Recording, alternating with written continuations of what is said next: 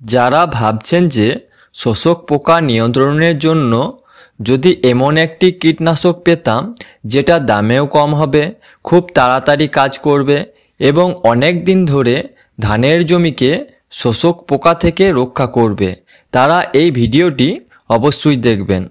এই ভিডিওটিতে দুটি কীটনাশক সম্বন্ধে আপনাদের বলবো, যা প্রতি 15 লিটারের ব্যারেলে একসাথে মিশিয়ে স্প্রে করতে মাত্র 30 টাকা খরচা পড়বে।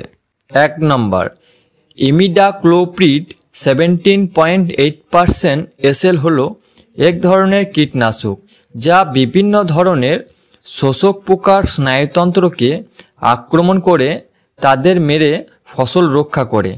এটি নিওনিকোটিনয়েড নামক শক্তিশালী কীটনাশকের একটি গ্রুপের অন্তর্গত। এই কীটনাশকটি সিস্টেমিক এবং কন্ট্যাক্ট অর্থাৎ অন্তর্বাহী পদ্ধতিগত এবং স্পর্শ দুইভাবেই কাজ করে। 2 নম্বর, ফিপ্রোনিল 5% SC হলো একটি ব্রড স্পেকট্রাম ইনসেকটিসাইড অর্থাৎ বিভিন্ন ধরনের পোকার বিরুদ্ধে কাজ করে। শোষক ও মাজরা এই দুই ধরনের পোকার স্নায়ুতন্ত্রের চ্যানেলগুলিকে ব্লক করে দেয় এবং তারা মারা যায়। এটি সিস্টেমিক এবং কন্ট্যাক্ট অর্থাৎ অন্তর্বাহী পদ্ধতিগত এবং স্পর্শ উভয়ভাবেই কাজ করে। এটি ফিনাইল পাইরাজোল পরিবারের একটি কীটনাশক।